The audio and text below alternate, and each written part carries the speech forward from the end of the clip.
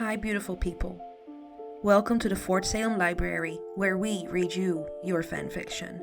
So sit down or don't, relax or don't, and enjoy these stories in a way you have not before. We at Fort Salem Library do not own Motherland Fort Salem or any of the related characters. The Motherland Fort Salem series is created by Elliot Lawrence and owned by Freeform. This story is a work of fanfiction and is meant for entertainment only. We are not making any profit from these stories. All rights of the original Motherland Fort Salem story belong to Freeform.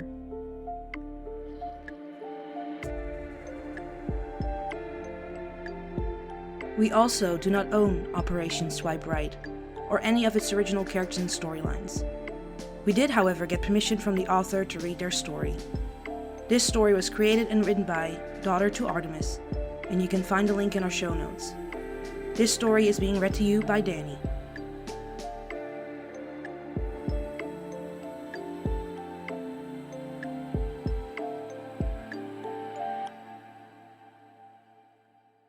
Operation Swipe Right, and a note for our dear listeners on the next two chapters of 5 and 6. Each chapter will be self-contained, but have a different underlying emotional tone that leads into the final chapter of this story. Today's chapter 5 is the angst version, which will take a dramatic fork in the road in order to have Sarah admit her feelings for Tally. So now we will continue with chapter 5, the dramatic road. Sarah was patting down the pockets of her jacket to make sure she had her wallet as well as the keys to her car. She had parked closer to campus instead of her own private garage. What remained in her garage under a tarp was her Harley Sportster 883, and although the night was perfect for a ride, Sarah didn't want to hear Anakashta's teasing that Sarah would show up for the double date with a woman on a bike. Sarah chuckled to herself, just imagining Anakashta's outrage, even though she once begged Sarah to teach her how to ride, which Sarah had, just as she taught Anakasha to ride an ATV, to pilot a bat, and of course, ride a horse. Unsurprisingly, Anakasha liked spending time with Sarah in the stables, tending to the horses, but she never did get the hang of riding them. One of the many modes of transportation that Sarah had instructed Anakasha in, horses were by far her least favorite. Sarah was lost in thought and staring down at her jacket pocket, sure that she had put her keys in this pocket. So why were her keys not inside it? She stuffed her hand more deeply into the pocket and stretched her fingers to still not find any traces of the metal keys. They didn't even jingle like they should. Had she forgotten them on the side table by the door? Sarah was just about to stop when something, or more rather someone, collided with her left side. On instinct, Sarah's body reacted to the weight of someone barreling into her, and she dropped to her knee and threw the possible attacker over her shoulders and down hard to the ground to her right. The whoosh of air and the horrified and terrified screech of whomever Sarah had just submarined over her shoulder didn't even make her flinch. She was instantly on alert and prepared to go into battle. It had been some time since she'd been attacked out in the open like this, even longer since on Fort Salem grounds. But after centuries of fighting, she was always ready, always prepared. Sarah was up on her feet and her body loose, ready, fist at her side as she stared down at, huh, Sergeant Major Saint? Sarah blinked. What what was Hillary doing here? Why had Hillary attacked her? Why wasn't Hillary at dinner with Garrett and Tally? Hillary wheezed, coughing as she stared up at Sarah from where she still lay on the ground, her arms hugging a briefcase to her chest as her head swam and vision was a bit blurry as she tried to focus on who was above her. Her whole body stiffening as she realized who, in civilian attire, was standing over her. General, General Alder? Sergeant, here. Sarah helped Hillary sit up and then stand. I apologize. I just reacted. Eh, my fault. I wasn't looking where I was going. Oh, and I'm running late. Ah, yes, for dinner with Garrett and Tally. Sarah nodded, understanding why Hillary would have been rushing and not looking where she was going. Sarah hadn't been looking either, but she had been leisurely strolling, not power walking, nearly running, as Hillary had been. Hillary blinked. Uh, no. Her head was spinning, but surely she hadn't forgotten dinner with Tally and Garrett. I have a meeting with General Bellwether. Hillary looked down at her watch to confirm that yes, that was the meeting she was late for. But Sarah was confused. I suppose Tally and Garrett were beginning without you? Sarah rephrased, sure that had to be the case. Yet the pit in her stomach was growing deeper. It had nothing to do with Garrett and Tally being alone together.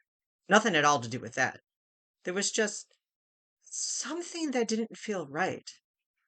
The wrongness of the moment pressed heavily down on Sarah's chest. I... Hillary was now truly beginning to worry that she had completely spaced on having dinner with Garrett and Tally. If General Alder was aware of it, that meant Tally had been the one to tell her, because Garrett and Alder did not speak. And if Tally had told Sarah about it, then it had to be happening, and she had to have forgotten. I thought it was in 2 days. Had she gotten her days mixed up?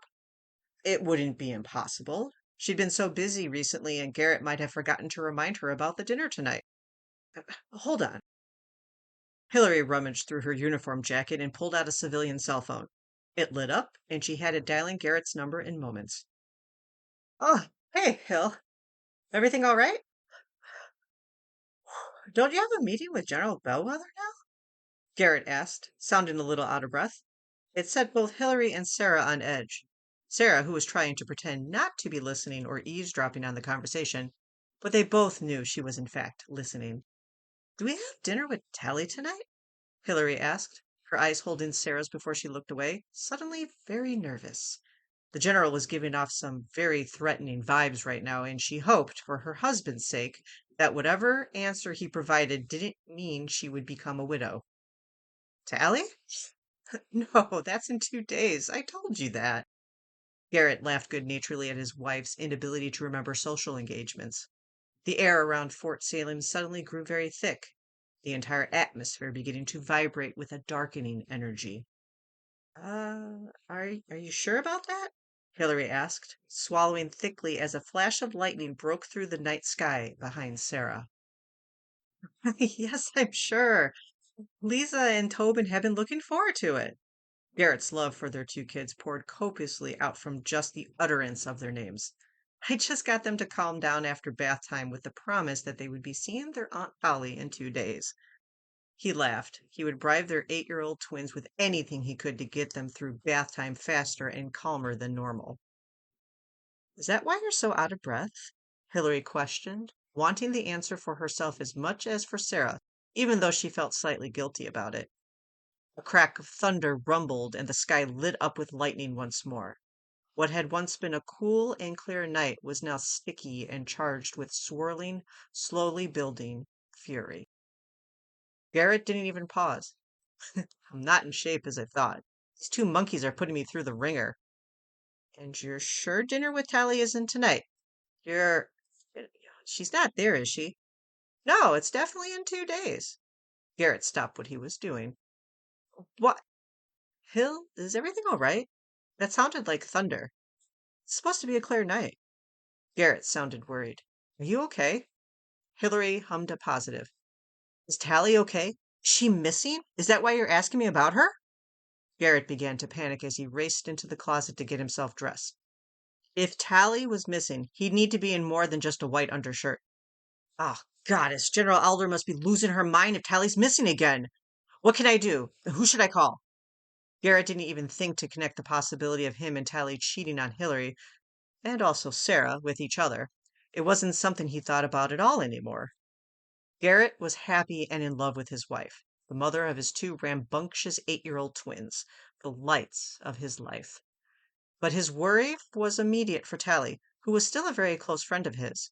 He owed Tally everything.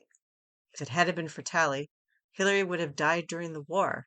He'd had lost Hillary and their kids before he'd even had a real chance to know and love them. Garrett had also been there at Fort Salem when word came through that Tally had been kidnapped. He'd seen just how distraught General Sarah Alder had become and how desperate she had been to find Tally and Kalida. He'd also heard stories of what Sarah had done to the men who hurt Tally, stories he sometimes wished he could have been a part of, so that he could enact his own revenge against the monsters. Hey, okay, let me call you back. Hillary hung up and stared at the swirling pools of dark liquid fire that were Sarah Alder's eyes. General, she's not with him, and we didn't have plans with her tonight. Do you do you need help finding her? Hillary asked, the hair on her arms standing up as the air crackled with Sarah's electricity. Sarah stared blankly at Hillary. She wasn't really seeing the sergeant major. Her mind was miles and miles away. Her thoughts jumbled in a growing mess as she tried to sort through the information she had available to her. Tally had been fine just an hour before. Tally left to go to dinner with Hillary and Garrett Saint. But now that had not come to be true, because Tally had lied. Tally had lied to Sarah. It was There had to be an explanation to why Tally would lie. Why would she tell Sarah that she was going out to dinner with the Saints when she was not? Tally had been dressed very nicely, so obviously she was going out to meet someone. She wouldn't have done her hair up in that lovely updo if she weren't trying to impress someone. That turtleneck fit her well and did just wonderful things to her eyes and skin tone. She looked lovely, absolutely lovely. Sarah hadn't thought much on it when she thought Tally was going to dinner with Garrett and Hillary. Why would Tally be dressed up as she was this evening, and who would she be dressed up for? But now that she knew that was not where Tally was, all she could think about was why Tally would lie. Tally hadn't lied to her in 10 years, not once in 10 years. And now?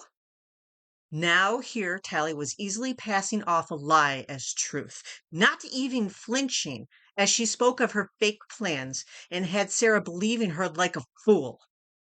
Why would Tally make her into a fool? Think, Sarah. Think logically. Tally had, in fact, gone out this evening. She obviously had plans, and she was meeting with someone. But she had thrown Sarah off by saying she was going to dinner with the Saints. Sarah would not question such a dinner. She wouldn't have asked any additional questions. It would put an end to Sarah asking anything more about Tally's evening, which meant it was used. Hallery and Garrett were used as a diversion to throw Sarah off from questioning Tally on who she might be going out with this evening, if not for Garrett and Hillary, which meant it wasn't any of her sisters that Tally was going to see. No, no, no, no. Tally wouldn't have needed to lie about that. She could have easily told Sarah she was going to dinner with Abigail, Rael, Scylla, or even Kalida. It boiled down to the fact that Tally was seeing someone this evening that she did not want Sarah to know about. Did Sarah even know who Tally was seeing this evening? Was it Nikta? No, that couldn't be it.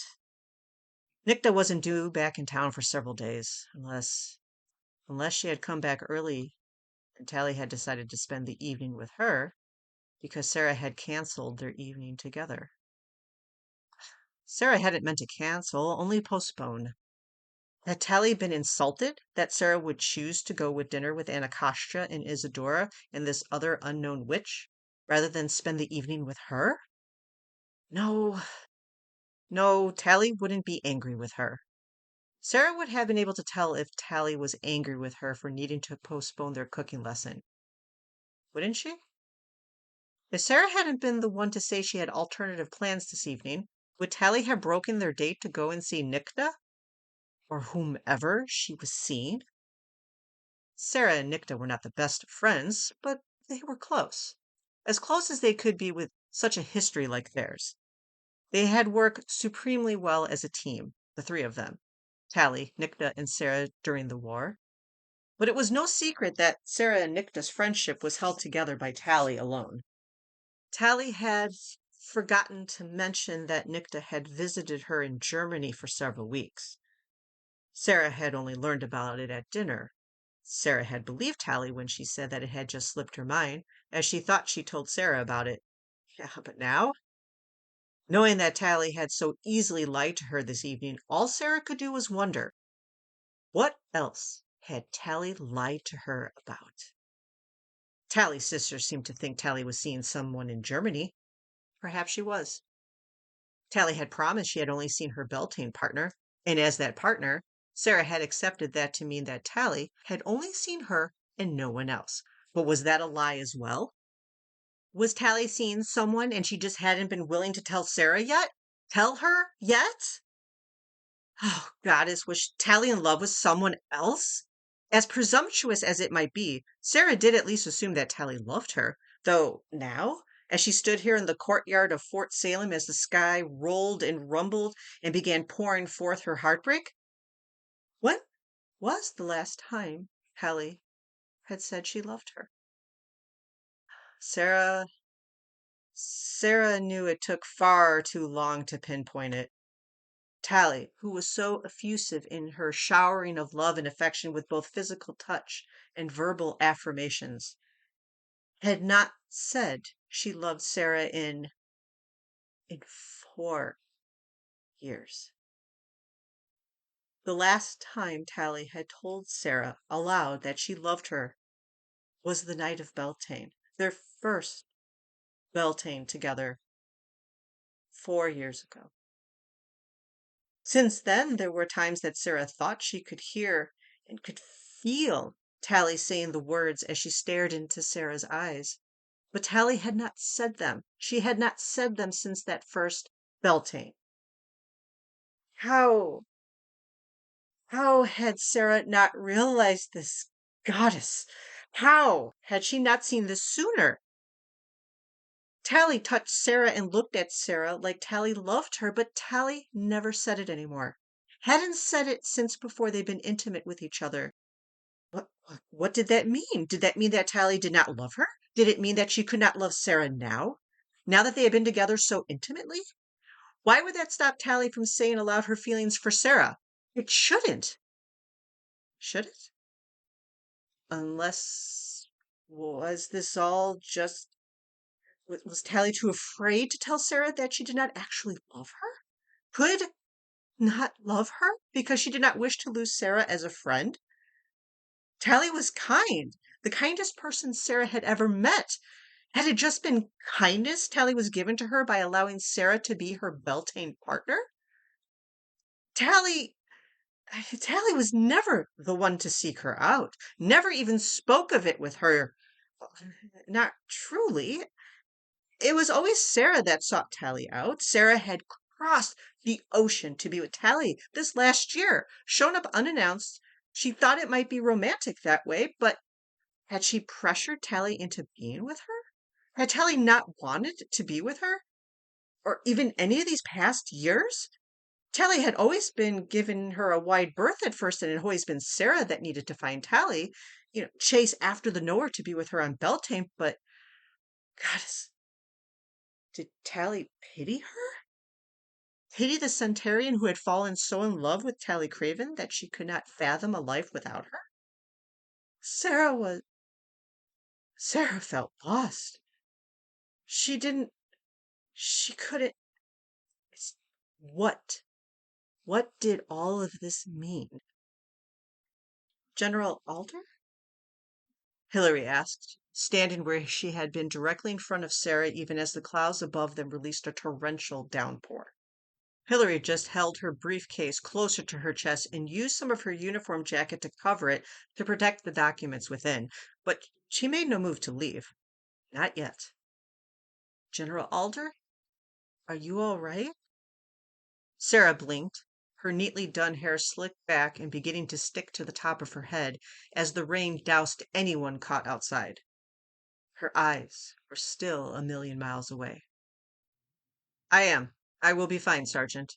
Do go. You are already late for your meeting with General Bellwether. Are you? Hillary wanted to question Sarah more, but she wasn't close with the woman. She didn't think it was her place. Do you need someone to walk you home? Sarah laughed bitterly. Home? Home? What home? The home that she shared with the woman who was lying to her, who did not love her, who pitied her? What kind of home had she made for herself? It was all smoke and mirrors. There was nothing real about it. It was all a lie. Everything Sarah hoped for, everything she felt and thought was felt towards her was a lie. Her laughter did not settle Hillary's worry. It only increased it. That will not be necessary. Have a good evening, Sergeant Major. Sarah stiffly nodded her head in the salutation before she turned on the balls of her feet and stalked off back towards her residence. Hilary shivered as the world around her rumbled with Alder's thunder. She turned and ran into the administration building. Once inside, dripping excess rainwater into an ungodly puddle beneath her, she pulled out her cell phone. Growling as the touch screen didn't want to work because her fingers were wet, and so was the screen, Hilary slipped in her attempt to run towards Petra's office. She didn't wait to be let in or be announced by Petra's assistant. She just shouldered her way through the doors. Petra was already standing, staring out through the double doors that overlooked the balcony and a vast portion of Fort Salem, a fort that was being ravaged by a sudden storm. Petra turned towards Hilary, leaning heavily on her cane as she spun and watched Hilary make a beeline for her telephone. General Bellwether, ma'am, I'm sorry. I need your phone. Hilary begged forgiveness as she dropped her wet briefcase to the ground by Petra's desk. She growled when she saw the old rotary phone, but picked it up and pulled it closer to her. She twisted the dials one after the other, her nerves frying darker and darker the longer it took to dial the number, let alone how long it took for the line to stop ringing and be picked up.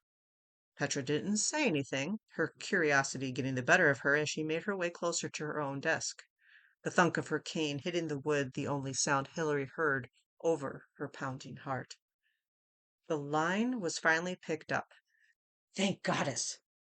Yeah, hey, no, it's me. Look, I don't know where you are, but you're going to want to get home as soon as possible. Hilary realized she should have started with this. There's something wrong with Sarah. Tally was seated at the bar, waiting. She looked at the time and sighed. Sarah was due to arrive in 10 minutes. 10 minutes. That was, whew, that was such a short amount of time, and yet it felt like an eternity could fit inside these 10 minutes. Tally kept her promise.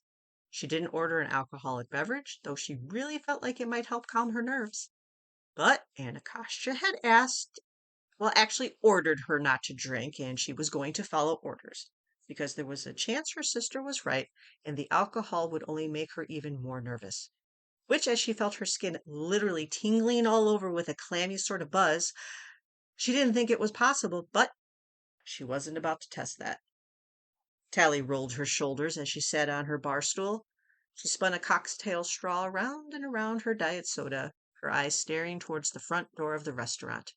She sat at the far end of the bar, and the moment she felt Sarah coming, because she could always sense Sarah before she saw her, she would duck behind the couple that was flirting right next to her. Whenever Sarah entered a room, she always checked for the exits and for the general reaction of the place when she arrived. It was a habitual process that she had down to almost an art form. It never really looked like she was actually scouring the room with her eyes as she cut through it, but she was. She always was. Knowing that, Tally understood she would need to duck and hide so that Sarah didn't see her before she even made it to the table. That would ruin this whole thing before it even started. Tally bit her bottom lip, feeling suddenly sick to her stomach. What was the rest of the evening going to hold for her? Was this even going to work? What if the reason Sarah never said she wanted more from Tally was because she honestly didn't want more from her? That was an actual possibility. These what ifs plagued her, had been plaguing her for years. Years. Tally couldn't wait any longer. She needed to talk with Sarah about this now. No more waiting, no more hours spent wondering about all those countless possibilities. And after tonight, Tally would know one way or another what her future with Sarah held. That both thrilled and terrified her. Can I get you something else? The bartender asked as she stood on the other side of the counter, smiling charmingly. No, no, no, thanks. Tally flinched as a cry of surprise ripped through the restaurant. The cry itself was in response to the way the whole building around them trembled as above them the sky released a long rumble of thunder. The glass bottles behind the barkeep tinkled as the very world around everyone vibrated with the energy released in that shout of thunder. Tally was on her feet in a moment. She already paid for her drink, so she had no reason to linger. I thought it was supposed to be a clear night. Tally heard one of the patrons voice their question as she moved towards the front door. Her heart was pounding roughly in her chest. It was supposed to be a clear night. It was supposed to be a beautiful night. Clear skies for miles. Not a cloud or storm cloud in the sky. So something wasn't right. Tally could feel it. Feel it in the air. That rumble had been Sarah's. As Tally stepped out from the restaurant, she watched as civilians all scrambled to find shelter from the sudden storm that was wreaking havoc around them. The rain was torrential, and no one had thought to bring an umbrella, as the forecast had been clear. There were lines of people standing under the awnings of the storefronts down Main Street, huddled together and gazing worriedly up at the sky that was swirling with black clouds. Tally stepped out from the safety of the awning she was under and flagged down a cab. She had come with Anacostia and Isadora, but she didn't have time to wait for them. The second cab that passed her pulled over and put on their hazards. She jumped in, already soaked. Where to, hon? Fort Salem. Tally watched the driver flinched, but he pulled out into traffic. Fast, please. She sat between the two seats, leaning between the driver and passenger seat, looking through the windshield up at the ominous sky. This storm came in kind of fast, huh? It's a working. Tally didn't even try to hide that fact. He surely had to know that, just as all of the civilians knew it. If they lived here in Salem town, they had to be used to the weather changing to all the whims of the witches that lived within a 5-mile radius of them. Yeah, kind of figured that. You sure you really want me to bring you to the fort? He chuckled nervously as he got them closer to the outer gates. Yes, don't stop. Keep moving forward, Tally instructed him, feeling that there wasn't any time to waste. Tally's cell phone began ringing, but she ignored it for now. Instead, she pulled out her medallion from under her shirt and rolled down the back window, sticking her head out of it as they came up to the security gate. Major Tally Craven! She called out to the 4 witches at the security gate. She used her forearm to whip back her soaked hair back so the guards could see her face and see the medallion she was holding out for them. Open the gates! 2 of the witches raced back into the booth and opened the gates, while the other 2 stood at attention in respect for her. She waved them off as she ducked back into the cab. Please, follow this road, then turn right and keep going straight. It won't look like there's a road, but there is one. I promise, Tally told the civilian, knowing that the warding would have made it look like he was about to drive off-road into the woods. But once he drove forward, slower than Tally would have liked, but he still kept going, trusting her enough to at least do that. She could finally grab her cell phone. Tally noted that the number was Petra's office line. Petra? Hey, yeah, no, it's me. Hillary? Tally looked at the phone to confirm that, yes, the number was in fact Petra's office line. What are you doing calling from? Look, I don't know where you are, but you're going to want to get home as soon as possible. There's something really wrong with Sarah. Yeah, I know that. Wait, what do you know about? What is it? Tally asked, her heart lodging itself in her throat as the confirmation that there was something wrong with Sarah. Of course there had to be. She wouldn't have called on the storm if there wasn't. But what? What had caused this? Tally couldn't even begin to imagine. She bumped into me on the way to Petra's office and she threw me right over her shoulders. Woman is still agile as fuck for her age, I swear. Hillary, focus!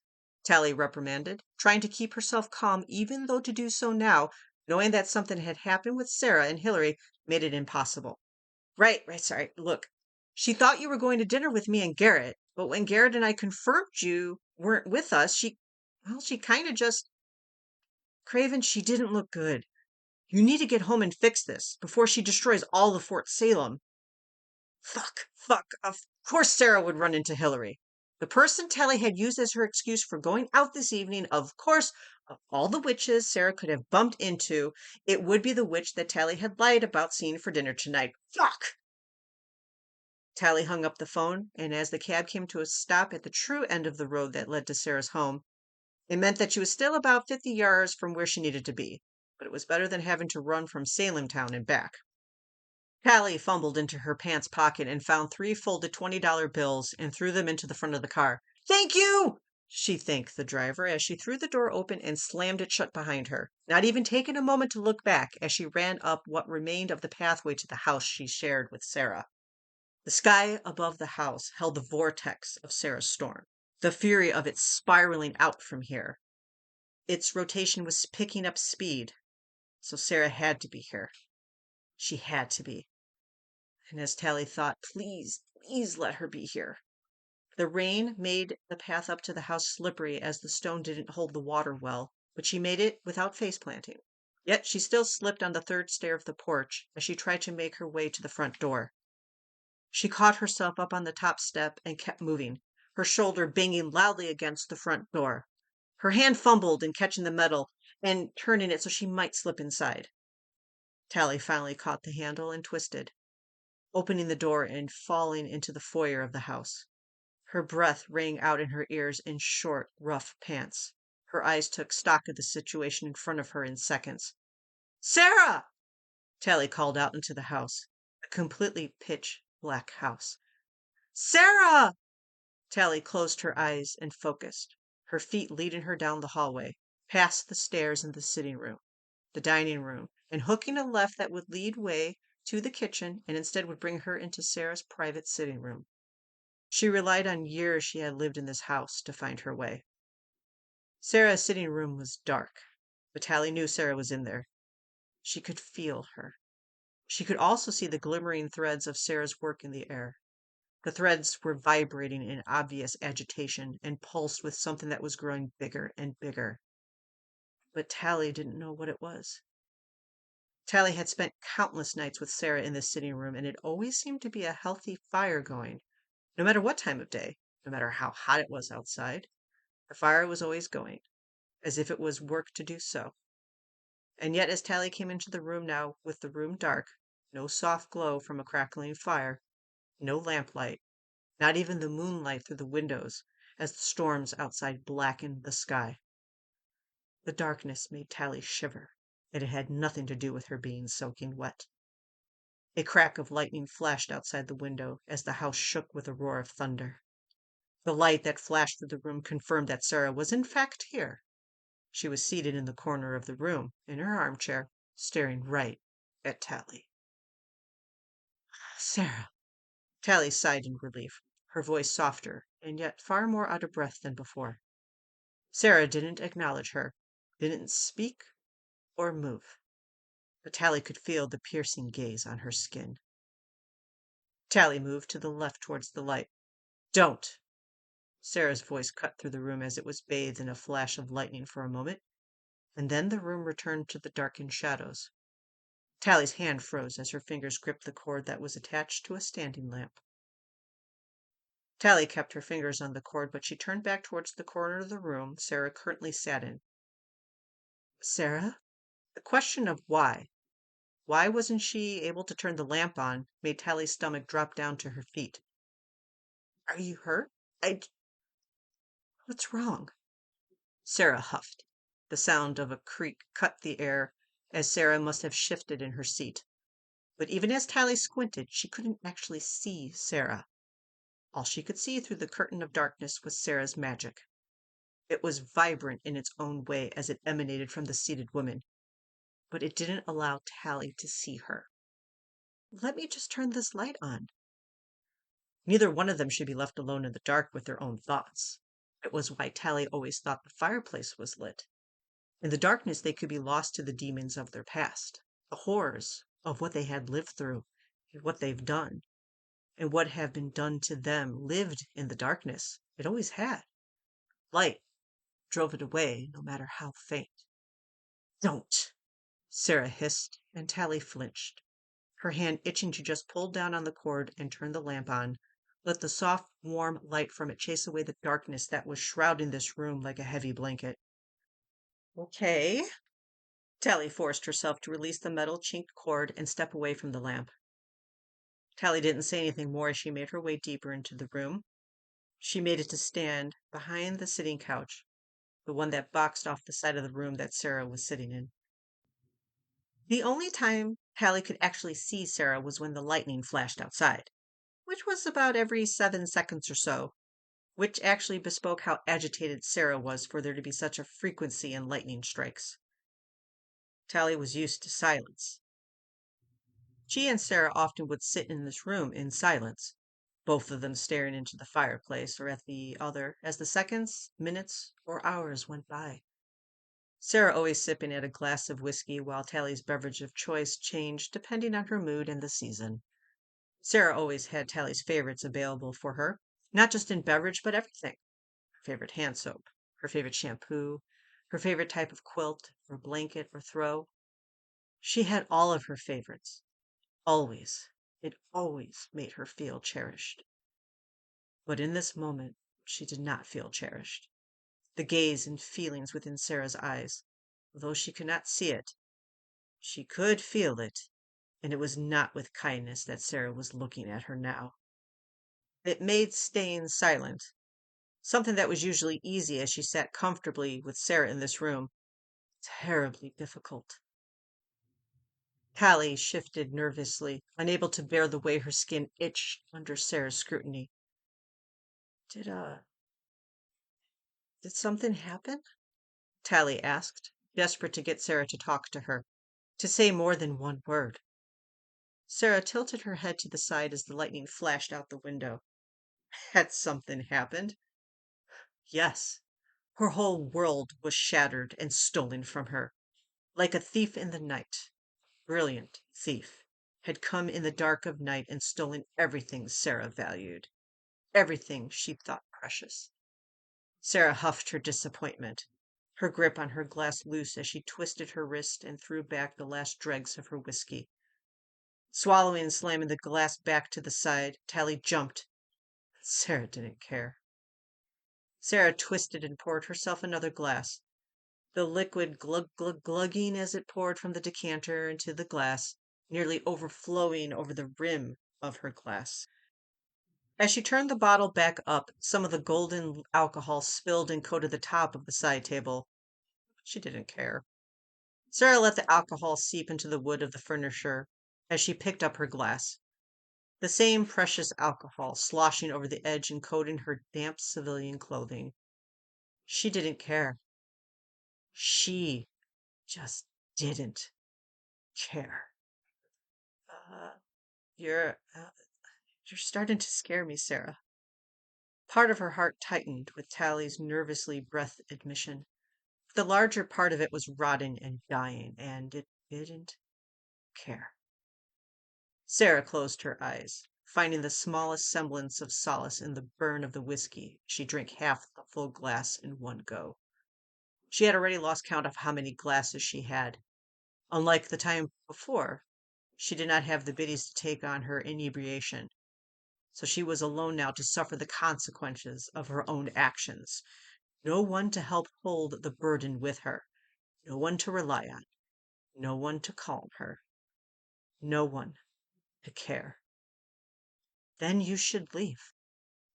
Sarah smacked her lips, her glass still at eye level as she looked over its rim at the shadow of a soaking wet Major Tally Craven. No, I can't do that. Tally seemed shocked at her response, and of course she was.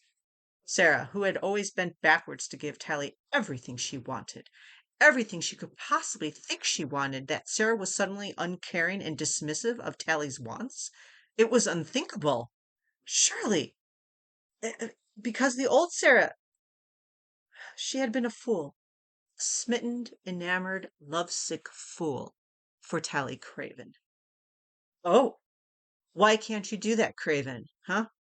Sarah asked bitterly, nostrils flaring as she glared across the darkness towards Tally's self-righteous shadow. There's something bothering you. I can't just leave you like this here. in the dark with nothing but her thoughts and whatever was bothering her. Like this, Tally finished.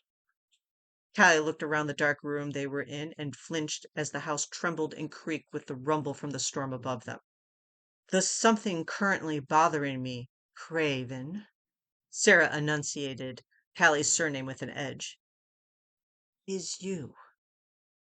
Tally winced, hating how the words cut so deep so quickly that she was helpless to stop the tears from filling her eyes. Don't mean that. Oh, but I do, Sarah promised, drowning away her desire to say something to soothe the pain she heard in Tally's cracked voice by finishing the last glass of whiskey.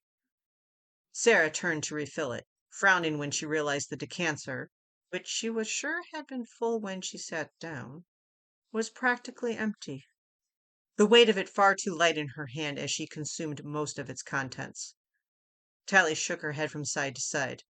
No, she refused to believe Sarah. You're drunk. Perhaps. Sarah couldn't argue that point.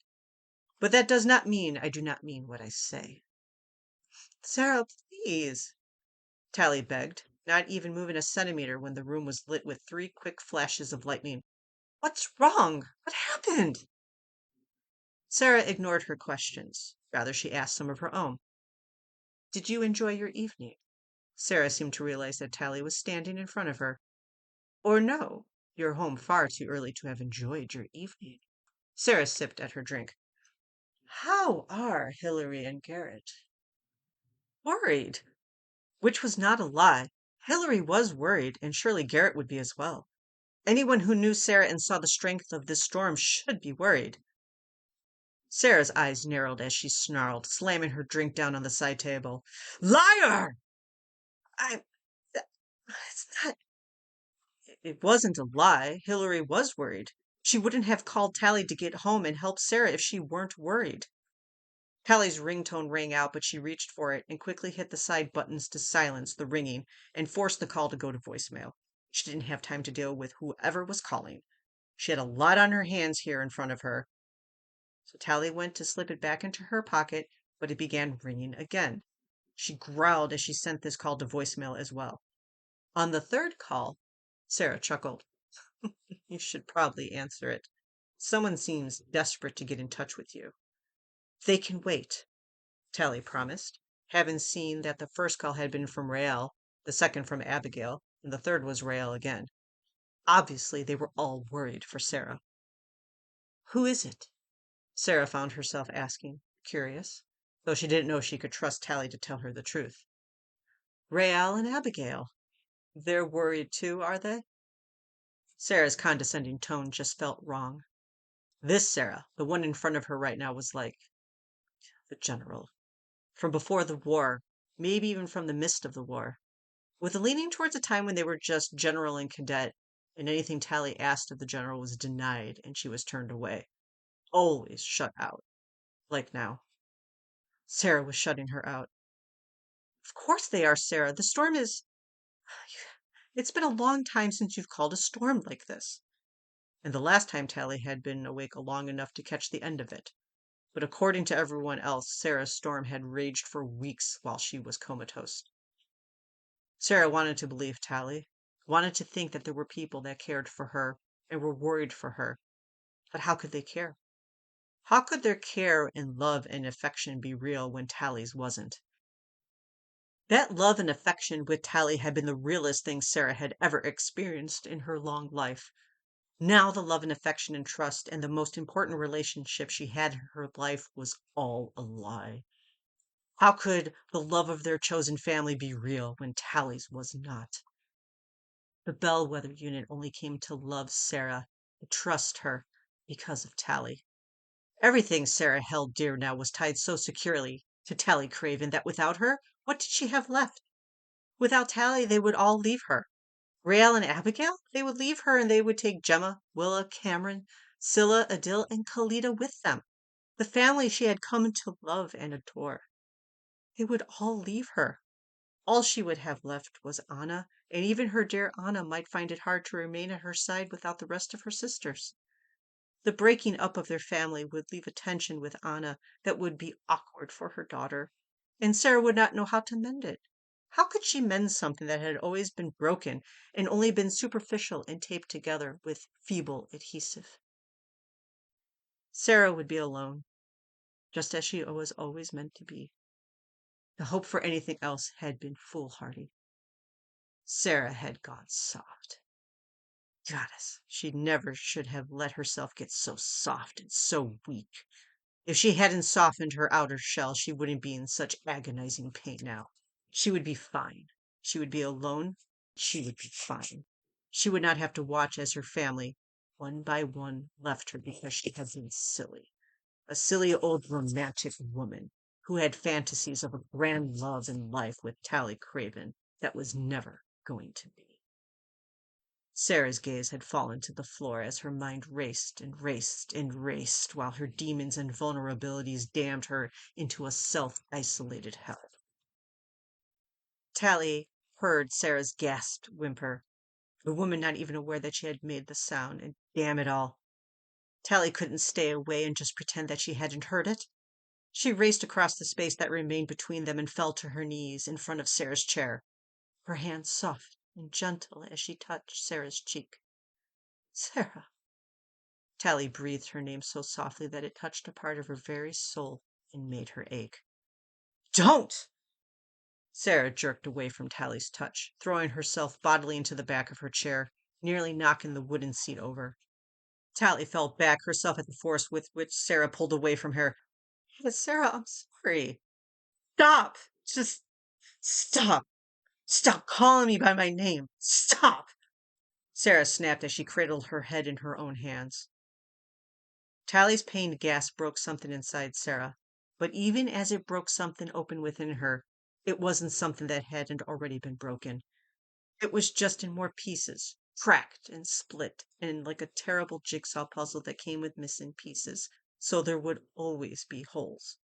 Sarah would never be whole again. Never again. Sarah stood, seeing Tally still upon the floor as the world around them shook with her storm. She stood and she walked. Tried to walk. It was more of a stumble towards the exit of the sitting room, happy and content to leave Tally where she was upon the floor. She just needed to get away. She needed to put distance between herself and Tally. So Tally had the power to destroy her, and Sarah could not be destroyed. She could not be broken any further than she already was. If she were, she'd have no chance of recovery. Tally stared after Sarah, leaning back on her hands as she watched the woman leave the room, not even looking back at her as she tripped and stumbled over her own feet, barely making it to the doorway, as she fell into the wall by the open doors, knocking into the lamp that Tally had tried to turn on. Sarah kept moving even as the lamp fell over and shattered behind her. What in all the world was going on? This couldn't be because Sarah thought she had lied. Surely this wasn't because Sarah learned that Tally hadn't been going to dinner with Hillary and Garrett. All of this just, it was impossible.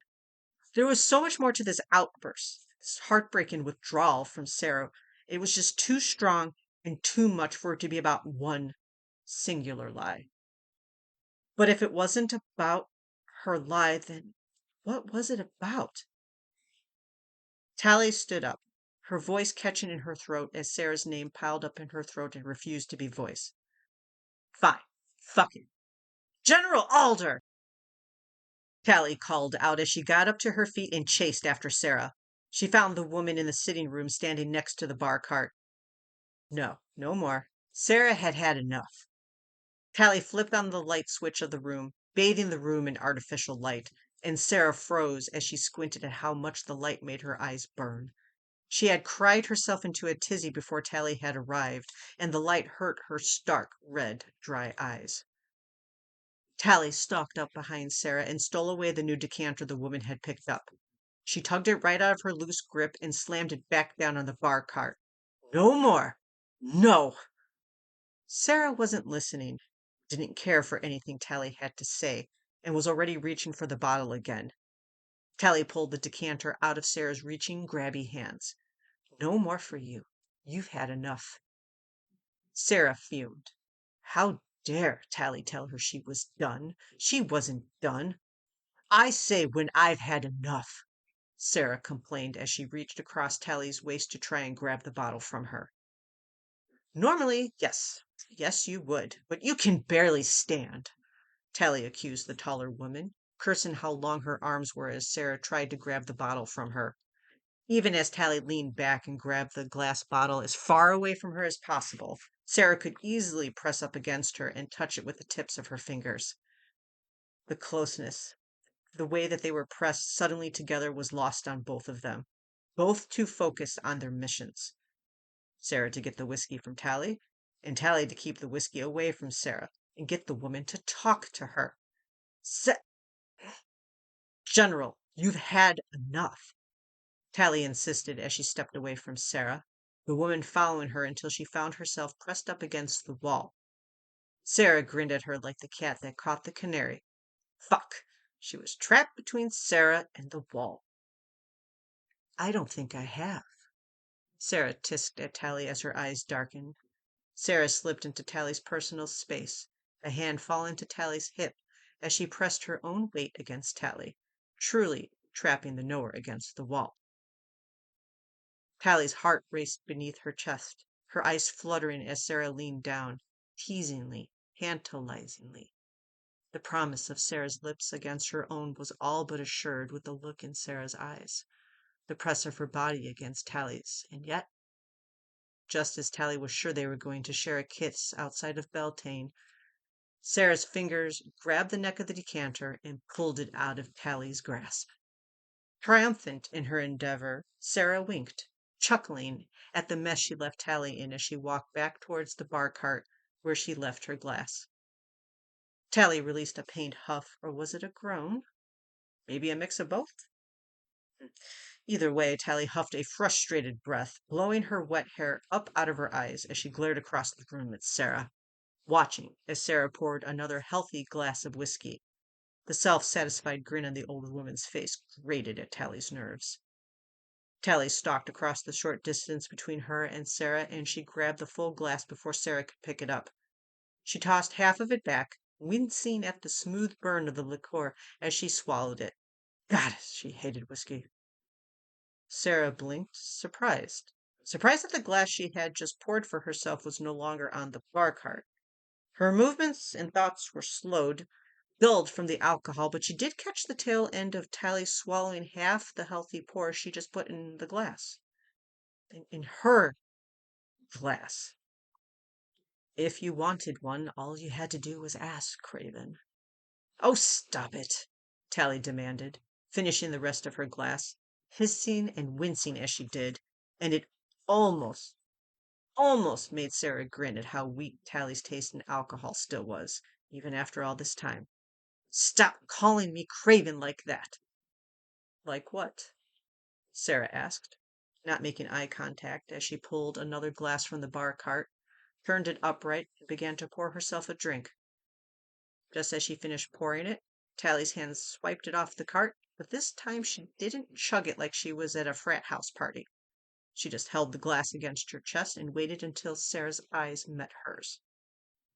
What Tally really wanted to say was, like we haven't slept together, or like we aren't in love with each other. But neither one of those options would pass her lips, so she was forced to settle on, like we haven't gone through everything we have together. Like I'm still a cadet that's demanding answers to things she shouldn't be. Sarah frowned. It would have been better if this was exactly what Tally had always remained, a cadet, someone that Sarah could brush off and remain unaffected by. But Tally wasn't just that kind of a cadet. She wasn't a cadet at all anymore. She was someone that meant a great deal to Sarah. She meant too much to her. It would be better if that was all you were. Sarah's voice was broken, low, and baritone, but soft as she whispered the response. Just a conniving, backstabbing, self-important cadet. Tally straightened her shoulders, trying to let the insults brush off of her, even though she felt each one land right on her sternum, making her chest ache. Well, I'm not a cadet anymore. No, now you're a lying, martyrizing major. I, Please, Sarah, I haven't lied to you. Sarah laughed. actually laughed at her. It was a cruel laugh, belittling. No, you've just been trained by the best. You just, what does she call it? Misdirected?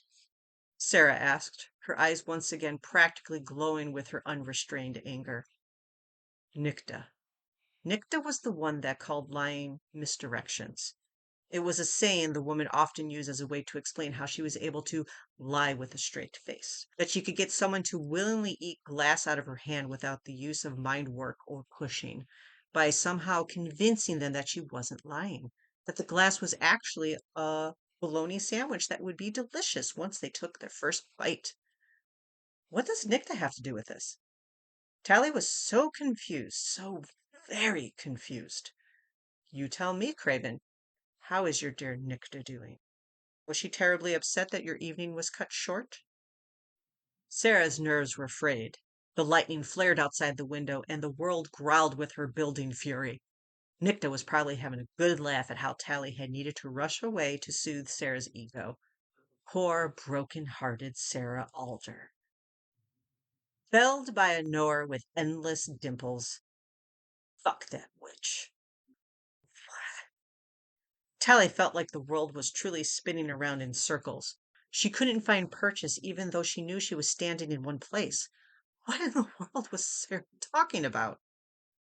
You weren't with Garrett and Hillary this evening. Sarah's expression was pleased as she caught Tally in her lie. Okay, so Tally had known that Sarah was aware she wasn't with Garrett and Hillary because of Hillary's phone call. Well, how could this storm, full of Sarah's anger and drunkenness and cruelty, be a result of that? So I can only assume you were out with someone you did not wish me to know about. And who else but that chiroptera lover? Sarah practically spat, her whole body feeling like it was vibrating. But it was probably just the world around her as the thunder rolled loudly through the sky above them. It wasn't Nikta. Tally wanted to laugh, and the amusement must have laced into her words because Sarah snapped her eyes to Tally, and the fierceness of her glare was unlike any Tally had seen directed at her. Not even in the hangar had Sarah looked at her with such disdain.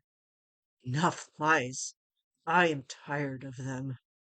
It's not a lie, Tally promised, braving the option to step forward, only whimpering internally when Sarah backed away from her. I wasn't with Nikta, and you're right, Tally quickly continued, stopping Sarah as she opened her mouth to accuse her of not being with Garrett and Hillary. I wasn't with Garrett and Hillary either. I did lie about that, but I didn't do it to hurt you, Sarah. I, I it was supposed to be a surprise. Where I was going and what I was doing there, it was supposed to be a surprise. That that was not what Sarah was expecting. Tally had lied about going out with Garrett and Hillary because she was planning a surprise for her. That was before this evening, that was easily something Sarah would believe Tally would do. Tally was always trying to make her loved ones happy and surprise them and shower them with love and affection and things she thought would bring them happiness. Tally loved expressing her love through actions. But love, which was something Tally hadn't verbalized towards Sarah in 4 years. What surprise? Sarah asked, feeling like she was a drowning woman and her question was the last chance to be pulled from the ravaging storm. What surprise? Sarah asked, feeling like she was a drowning woman, and her question was the last chance to be pulled from the ravaging storm that had sunk her ship and left her adrift at the mercy of the churning waves. Tally opened her mouth to say something, but after several moments of Tally opening and closing her mouth, and seemingly growing more and more frustrated with herself, no answer was forthcoming, and so no hand reached out into the depths of the water to save her. So Sarah sank beneath the black, murky waters once again. Tally wanted to scream. She tried to say that she was going to be the woman Sarah went on the double date with. She was going to surprise Sarah at the restaurant. Nothing would come forth. Somehow all of that would lead her to breaking her promise, and she was stuck in her silence, desperate to say something to give Sarah the salvation she was seeking. to prove that she hadn't lied to Sarah to hurt her, hadn't intended to cause any of this pain her dearest one was suffering through. Sarah sighed heavily, the tightness in her shoulders falling away as she stared at Tally. When Tally did not answer her, Sarah turned and walked towards the door. If Tally would not let her drink, then she was just going to have to find something else to do with herself. Something that did not leave her standing like a dolt waiting for Tally to grace her with a simple answer. A simple truth. A simple truth that was somehow so hard for the woman to say. Sarah, wait, wait! Tally begged as she found her feet, rushing to put down the still full glass back on the bar cart before she followed Sarah out of the room. Why? Sarah spun around, causing Tally to stumble as she skid to a stop a few feet from Sarah, leaning backwards to keep herself from crashing into the departing general. Why, Tally? Why should I wait? You stand there and you make it seem so hard to tell me the truth. A simple truth, and I asks for so little, and you insult me.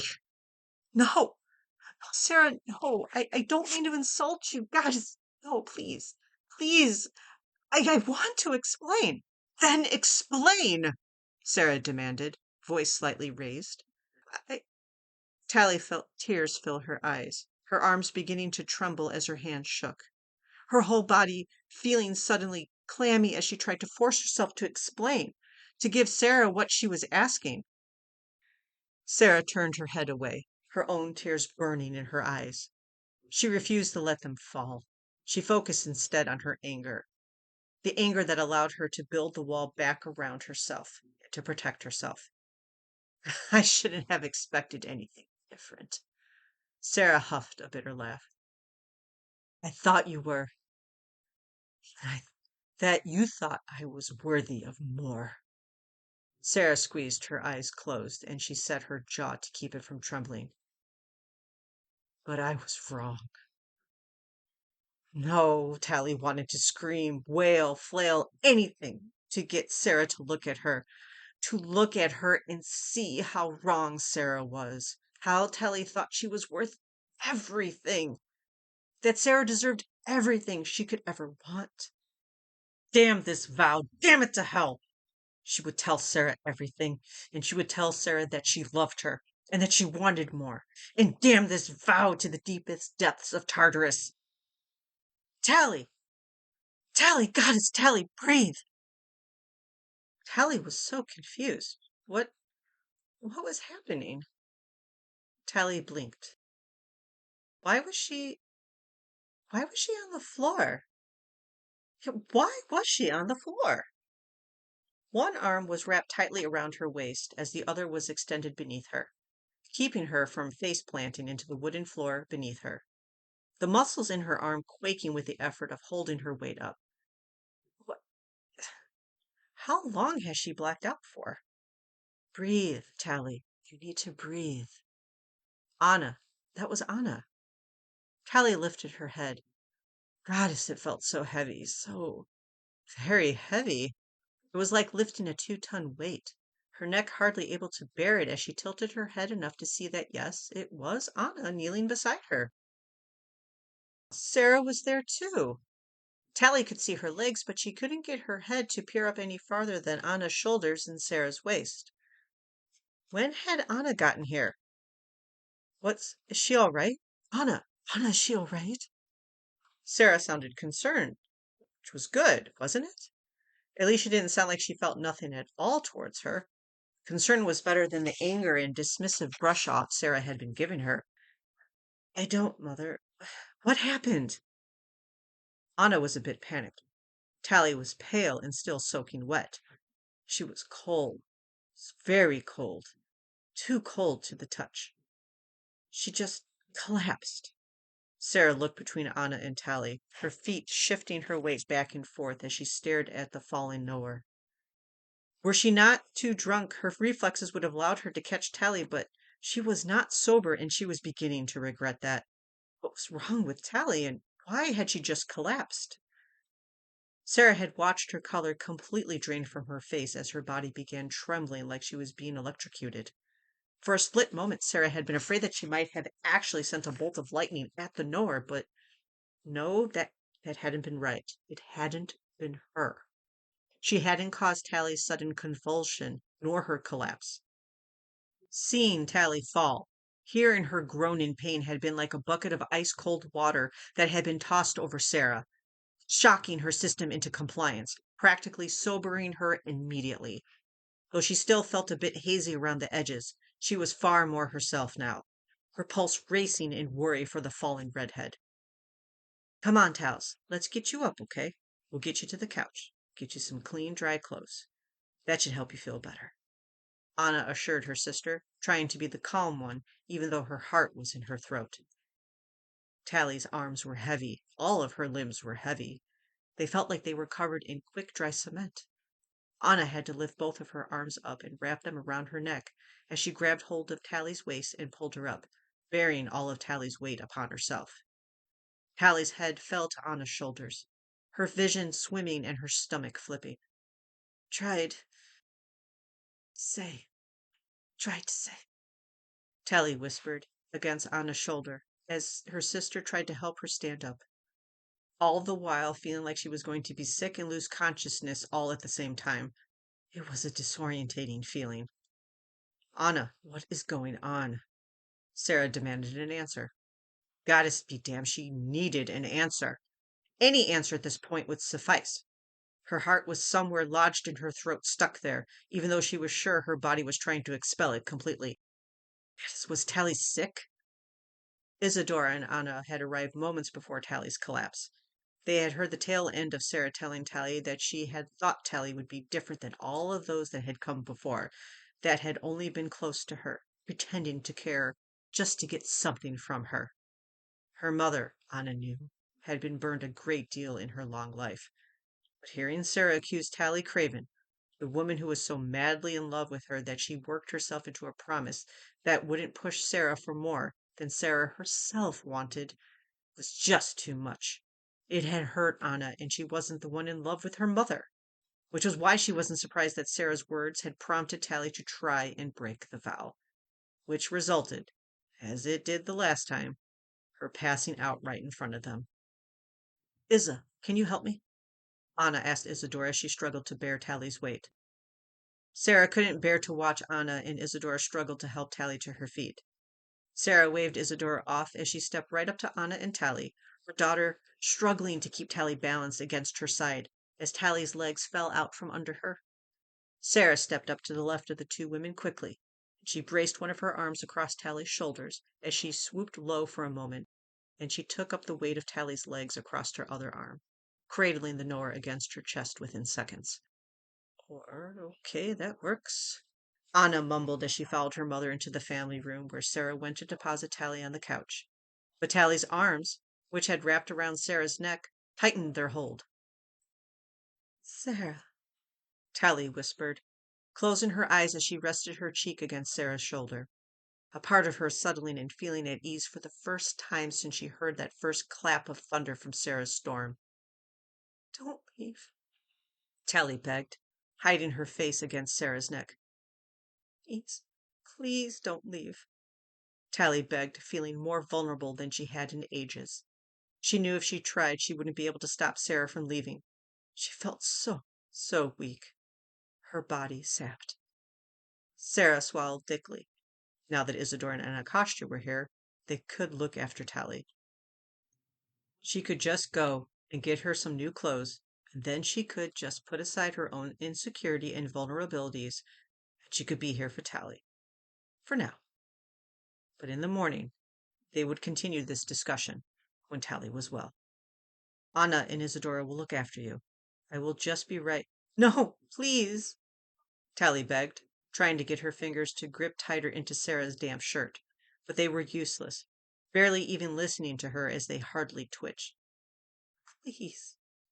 She cupped Sarah's cheek by chance as her arm fell down from around Sarah's neck as she pulled away. Her brown eyes filled with tears as she pleaded with Sarah to stay with her, to stay and to let her explain. Tally. Sarah gripped Tally's wrist and pulled her hand away from her and placed it gently on Tally's chest. settling her comfortably on the couch as she stood and took a step away. If you're ill and cannot even explain to me, talk to me about this evening, then perhaps they should take care of you. Even though it was the last thing Sarah wanted to offer. Isadora looked around the room, the storm outside slowly beginning to recede. Sarah was working to calm herself, even though it was a struggle for the emotional woman. She can't, Isadora spoke loudly, breaking the otherwise tense silence in the room. Sarah looked away from Tally slowly, her curious eyes looking to Isadora with 1,001 questions. Sarah, Tally can't tell you what she was doing tonight because she worked herself into an unbreakable promise.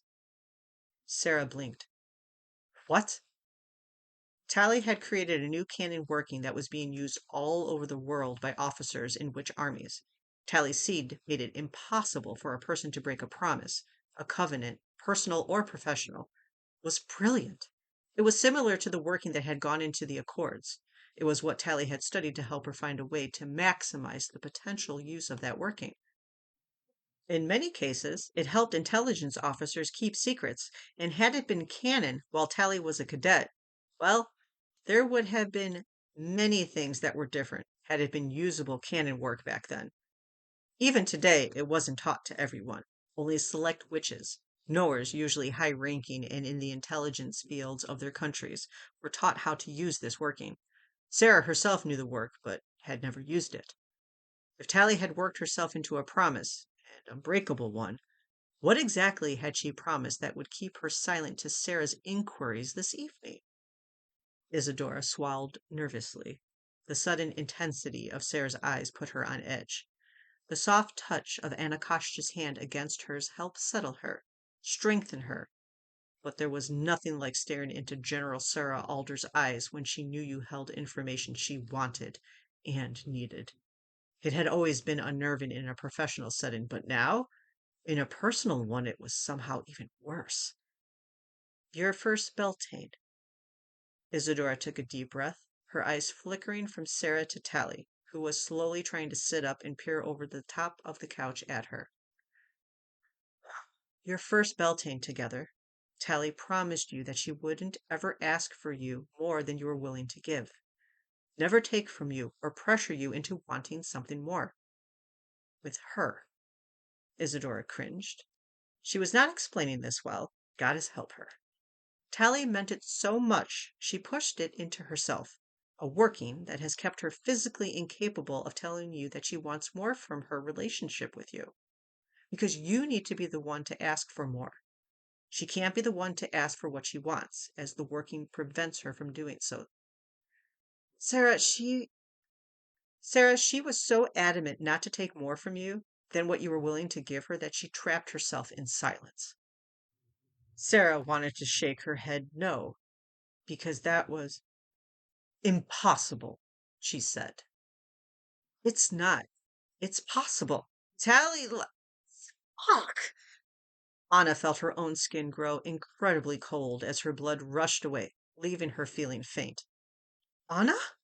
Sarah watched as what had happened with Tally slowly begin to happen with Anna as well. Had they all caught the same bug? Was it that contagious that it only took a moment of touch between them to affect them so viscerally? No, because she had been touching Tally for far longer and she felt fine, though she refused to even try and define fine. Anna grit her teeth and tried to say something, just as Tally had been struggling to say something. But the more Anna struggled, the more she looked ill. Stop, it's okay. Isadora soothed Anna. It's okay. Isadora put a reassuring arm around Anna, just in case the younger woman lost her balance. Isadora would marvel at the strength of Tally's workings when she wasn't worried she might have to deal with two unconscious witches and an inebriated Sarah Alder, and she didn't finish explaining what had happened. Anna. Sarah's eyes swelled with tears. You knew. Anna nodded her head, unable to verbalize anything more than that without feeling like she was going to be sick all over her mother's pristine sitting room floor. Sarah blinked as she tried to process what she was hearing. Has everyone known? Isadora was quick to confirm. Yes. Sarah felt that anger from before flare up for a moment, quick and like a snap, as its heat flashed over her skin and ignited her indignation. Yet it was gone in a flash. The anger seeped out of her, flowed as freely as a creek did into the river. The anger was no match for the sudden sadness. Why had they all remained quiet? Why hadn't anyone said something to her? Why would they leave her in this goddess-forsaken limbo? It was like her worst fears were confirmed with the knowledge her family had remained silent. Yet no matter how her fears began to solidify, she still questioned them. She had to.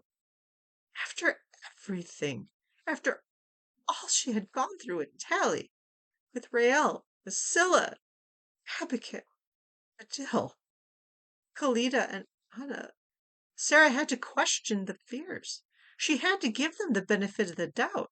She had to. Was it just some joke between you all?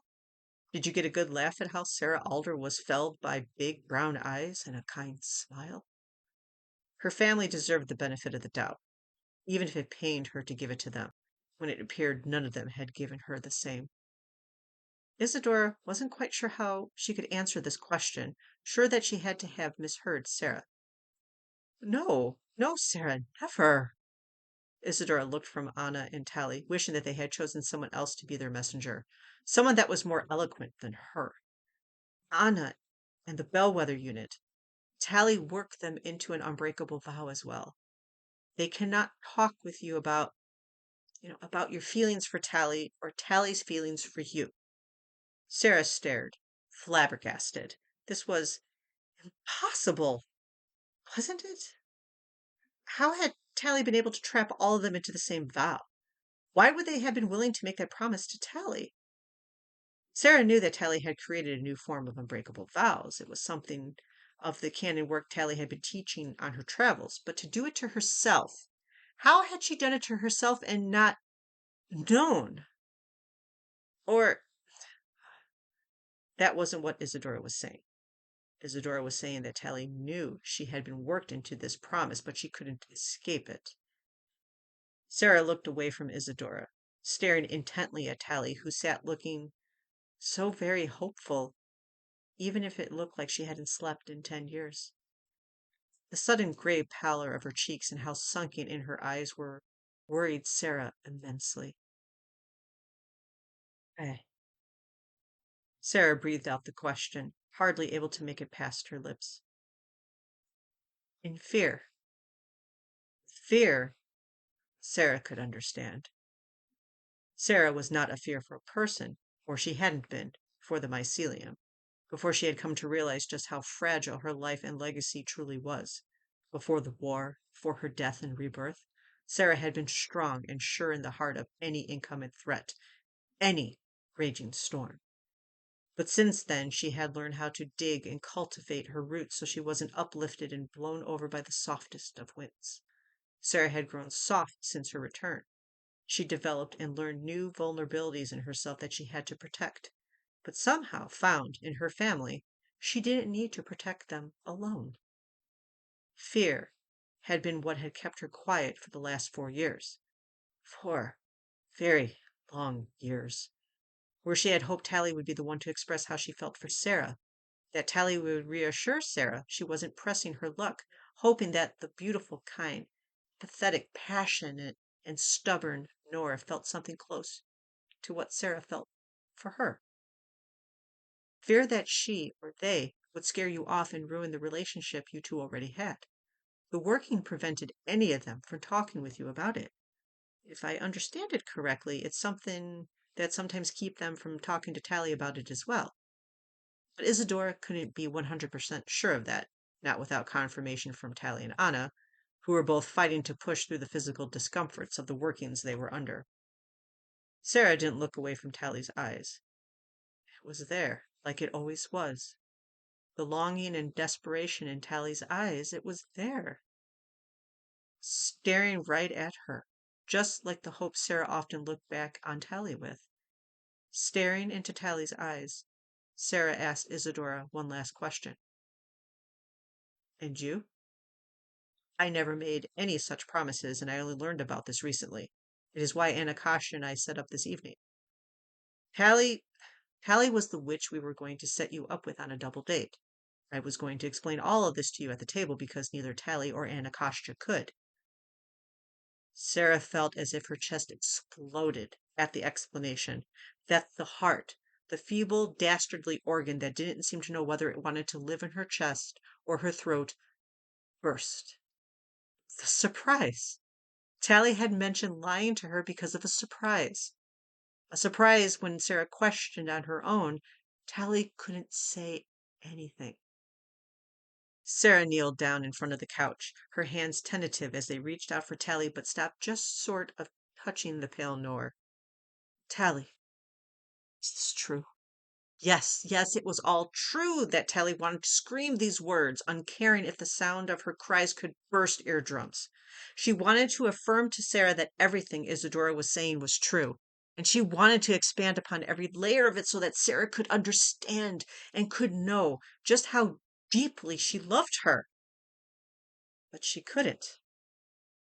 Tally's whole body trembled, and her gray cheeks suddenly looked green as she forced her head, which felt like it was turning into sediment rock, to move up just enough and down, just enough to form one single confirming nod, even if it left her whole body spasming and her eyes practically rolling into the back of her head. Sarah's breathing hitched as Tally began to convulse like she had before while they were still in the foyer. Tally! Sarah grasped both of Tally's knees, her hands moving instantly to cradle Tally's head to try and keep their eyes locked.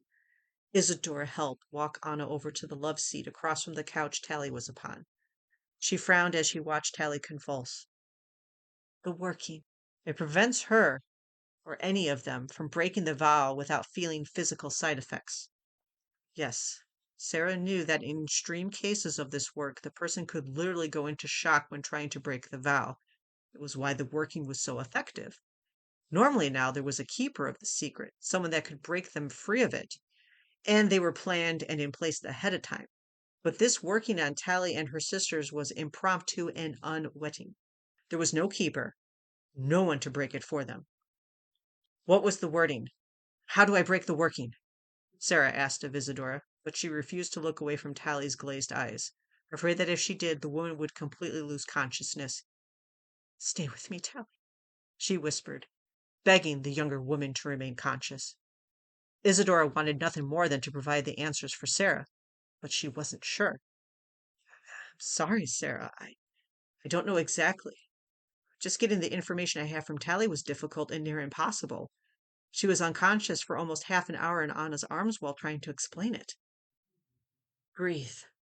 You got this. We can do this. You can do this, Anna encouraged from her seat, her own clammy hand reaching out to Isadora to help calm the jittering one of the scientist's hands. Isadora drew strength from Anacostia's faith in her, even if she had none for herself. How you feel, though clinically speaking, it might be best to express your feelings in a way that makes it clear that you wish for your relationship not only to revolve around Beltane and that you want more, and perhaps what more is so there is no confusion, if that is what you want. Isadora attacked on the last point, feeling it was only right that she at least provided the possibility that Sarah didn't actually want more from Tally, though it was highly unlikely that was the case. Sarah stood and sat on the very edge of the couch beside Tally. She eased the trembling Nor against her so Tally's head was resting on her shoulder. Their sides pressed together as Sarah settled beside the redhead, taking a few moments, a few precious moments, to compose herself and to decide what she was going to say. This was what she had wanted, wasn't it? It was the opportunity she had been speaking with David about, the one she had promised she would find while Tally was home. But now that all felt like a lifetime ago. Sarah had put herself through so much in the last hour. She had put Tally through so much in the last hour that everything had happened yesterday felt like it had been years.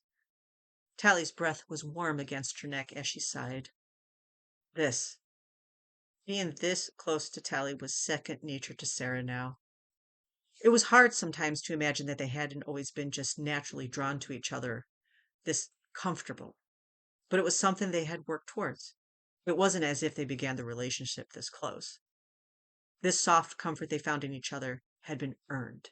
After many days, months, and years, it had taken time, so much time to find themselves in this place, in a place that had been before this evening Sarah had cherished and adored in a way that she adored very little. As confused, sad, and angry and reeling as Sarah was, there was nothing like finding herself in Tally Craven's arms and feeling Tally's head on her shoulder and breath on her skin. The longer Sarah remained quiet, the more anxious Tally became. The only thing centering her through the panic that was darkening her vision around the edges was the gentle touch of Sarah's fingers as they began combing through her wet hair. I had decided, come to an important decision before this evening, one that I had wanted to share with you before you returned to Germany. Sarah offered up the slightest of smiles. Her nerves made her feel nauseous as she slid her fingers through Tally's dark, slick red hair.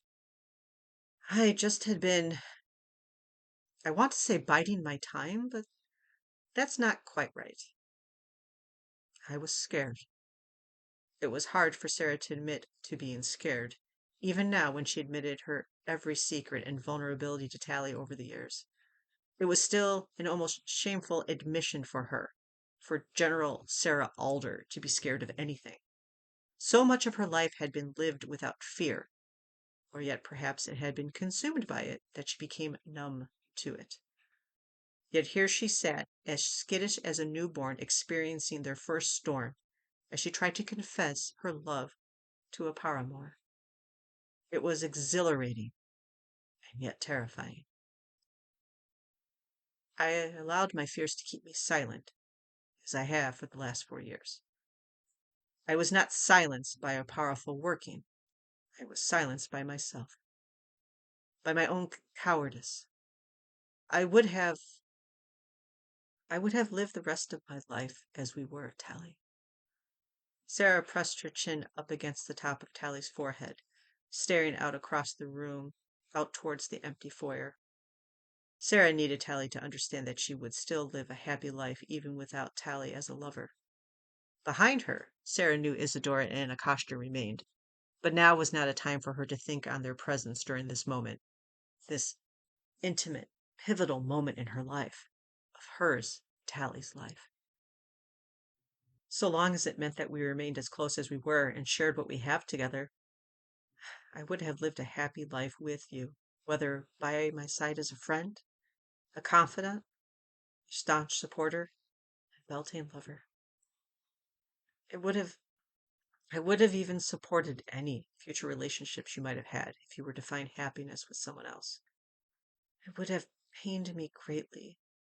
It will pain me greatly if that is the path you choose.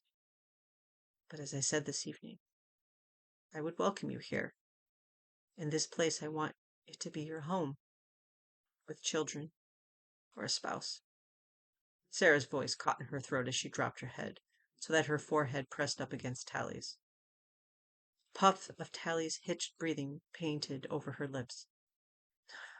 Tally, I just held such hope and such fervent wishes that I might be your chosen, your lover, your spouse. I would not just be an aunt. Goddess forbid, a grandmother. Grandmere, Tally whispered, even as her jaw trembled, and she clutched tightly at the damp material of Sarah's slacks. Tally's hands were unable to lift up and grasp onto her shirt above the general's heart, where she wanted it. Her limbs were still far too heavy, her mind swimming in a murky haze that was sure to overtake her completely if she tried once more to tell Sarah how she felt for her. Yet, with every word Sarah spoke, with every wish she spoke of in the life she wanted with Tally, the hope she held for them, the weight upon her chest, and the brick holding down her tongue, receded. Sarah chuckled, her eyes closing as she pulled Tally closer, her hand grasping the back of her neck to keep them pressed so intimately together. Goddess forbid a grandmere to your children. I had hoped to be a mother with you, to be by your side and see all of your dreams and wishes come true, to be there to help you achieve every one of them and selfishly relish in your happiness. This was everything that Tally had wanted to hear. Every last word she had been hoping Sarah might say to her for the last 4 years. 4 long, wonderful years. The tears falling were not of sadness, but of joy, a joy she had no way of expressing. Her fingers tightened their grip as much as they physically could in the damp material Sarah's pants. Her head falling just that much more against Sarah's. But the sudden pressure seemed to spur Sarah into movement. The need for the general to look into her eyes as she spoke suddenly too much for her.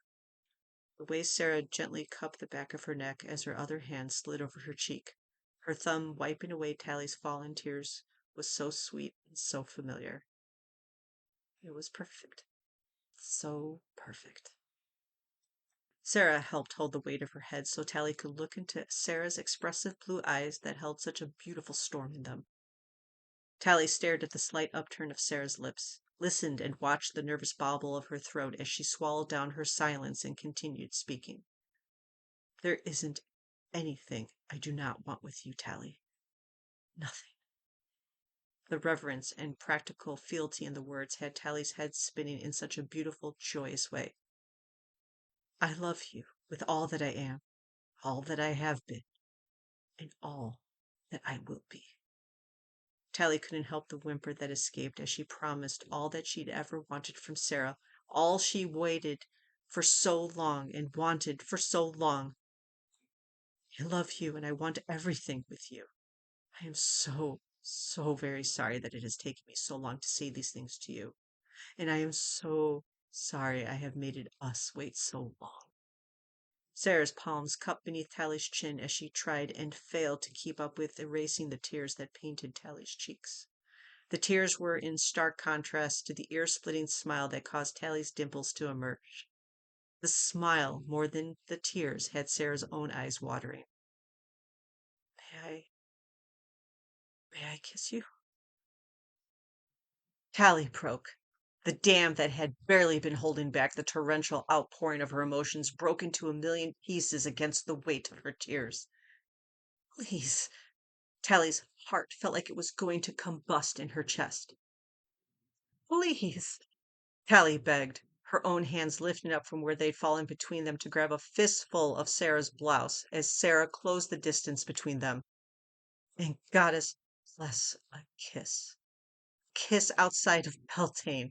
An honest to goodness kiss outside the hours and confines of Beltane. A both blessed and cursed day. Fucking finally! Tally's grip on Sarah's shirt tightened as she relished the touch of Sarah's lips against her own. The pressing weight that had remained against her chest vanished into nothingness at the simple touch of Sarah's lips. It was such a freeing feeling. She had always known that Sarah's kisses could make her fly, but she hadn't realized just how weightless she could become with them. Tally hated to break the kiss, hated it, but she needed to. She needed to say so much more. Whimpering at her own actions, Tally pulled away, groaning as Sarah's grip tightened on the back of her neck and held her closer. Not ready to lose her just yet. And who was Tally to complain when she was kissing Sarah Alder on a day that was not May 1st? Sarah, Sarah, Tally moaned as she felt the touch of Sarah's tongue against her bottom lip, followed by the nip of her teeth. And oh, Tally truly forgot how intoxicating it was to kiss Sarah. She longed for it for 364 days of the year, but it was like in that time she always forgot how good it felt to be kissed by Sarah, how good Sarah was at leaving her a whimpering, needy mess. Tally understood. She did. She understood desperation in each of Sarah's kisses. The need to be assured that this was not another one of the many dreams they both certainly had, that they would not pull apart just to wake up alone in their beds. Tally understood. Goddess, did she understand? But she had waited 4 years, 4 long years to say this, and she wasn't waiting another moment. Not one more. Tally pressed her palms against Sarah's shoulders as she leaned away towards the back of the couch. Her eyes were lidded and her breathing was short and swift. her heart pounding restlessly against her chest, her ribs hardly able to contain it. Stop for 1 minute, please. Just 1 minute, and I promise that the rest of the night we will be kissing each other. Please, Tally begged, her fingers curling over the top of Sarah's shoulder as she smiled in pure elation. The tears finally slowed and her cheeks were cold from their remnants, but she didn't care. How could she? Anakashta flinched from where she still sat on the couch, and Isadora tried to calm her own amusement and Anakashta's obvious distress at Tally's promise, though the smile on the Major General's face spoke of how happy she was for her mother and Tally. Please, I need to say this now because I wanted to say this for 4. No, I guess that's not right. 8? 8 long years? Tally shook her head, laughing at herself until she noticed how the sparkle in Sarah's eyes dimmed just a bit and the muscles beneath her fingers tensed. Tally shook her head no. No, no, no, please, there is nothing to worry about. Tally grabbed onto one of Sarah's wrists as she leaned back in and kissed her. And oh, how amazing was it that she could do that now without a splitting headache or risk of passing out? How wonderful was it that she could say, I love you, Sarah Alder. Wonderful didn't even begin to cover it. It was like waking up to a beautiful sunny day after a week of rain and seeing that first rainbow of the season all rolled up into one. I love you more than anyone on this earth, and I have wanted to say that to you for what feels like an eternity. And I'm so sorry I couldn't before now. I'm so sorry I couldn't tell you how much I love you. Have loved you all this time because I have. Callie watched Sarah's jaw tremble with the attempt to contain her own emotional response to Tally's words. Callie twisted her head and kissed the palm that was still cupping her cheek, lingering there just for a moment, her eyes fluttering as she heard Sarah's soft gasp. I have loved you every second of every day for the last 8 years. Because she knew she had been in love with Sarah Alder long before they shared their first Beltane together. It just needed to say that. It had been so hard to be unable to verbalize her love for Sarah for the last 4 years. So hard, and as she watched tears fall from Sarah's blue eyes, she knew those 4 years, the forced silence had equally affected Sarah as well. So I will tell you every day, multiple times a day, how much I love you, for as long as you want to hear it. Sarah leaned forward so her nose brushed over Tally's.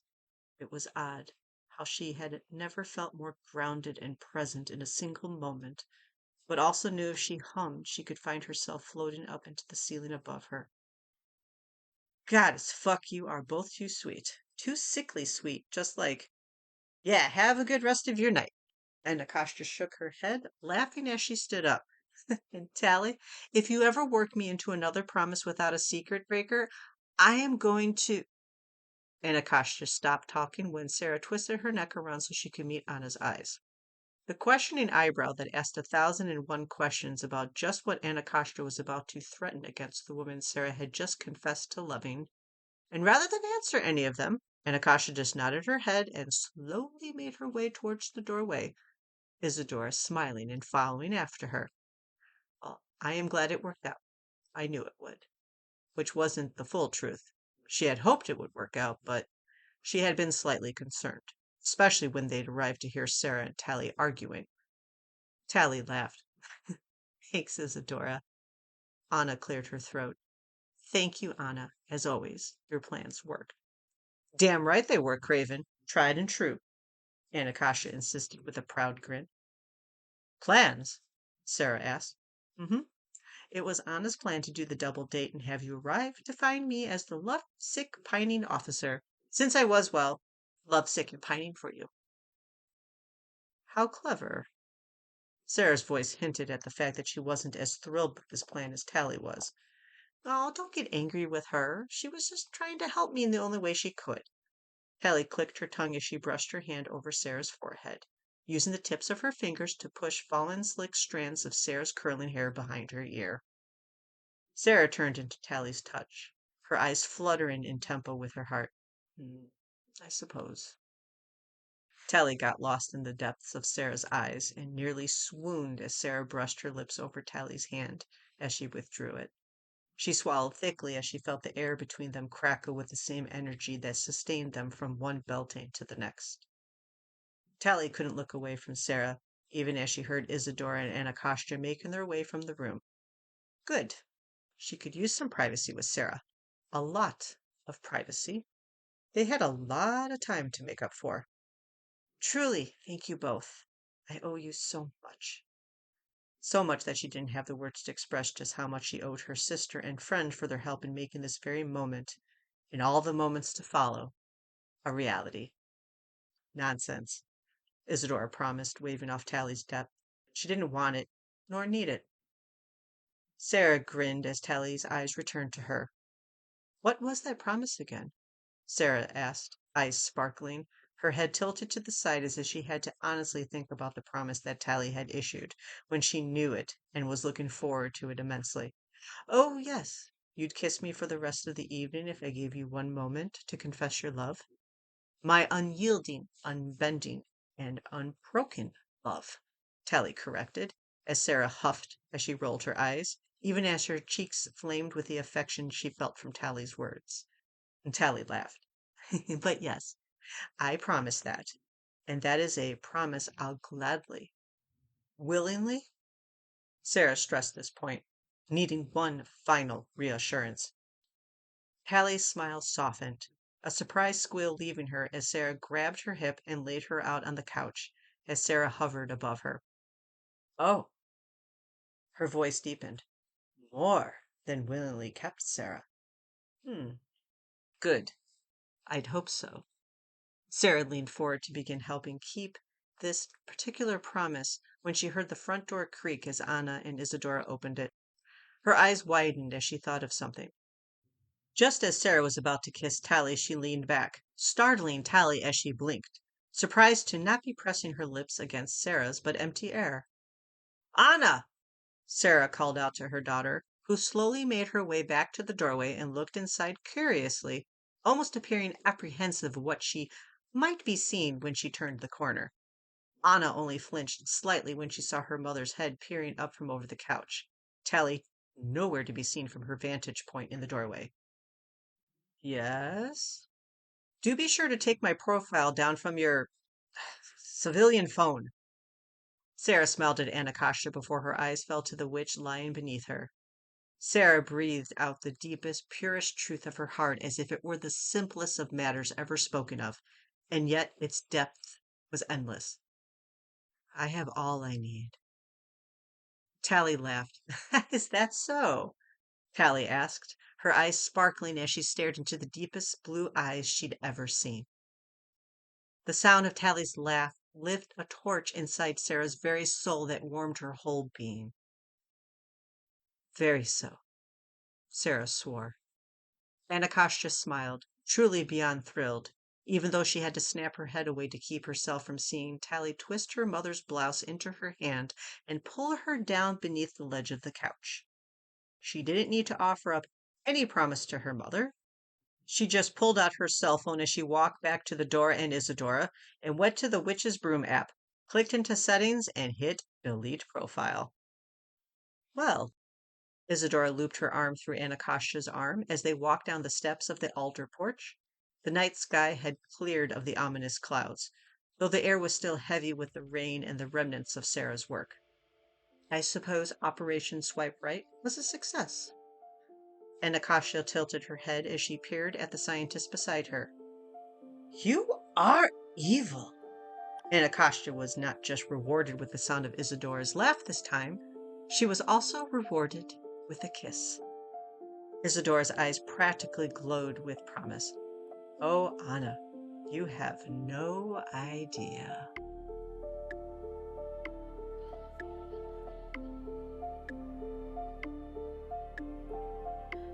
Please find the fanfiction you just listened to on Archive of Our Own and leave the author some love. Without them, this wouldn't be possible, and we want to thank them from the bottoms of our hearts for creating these amazing stories and keeping the show alive.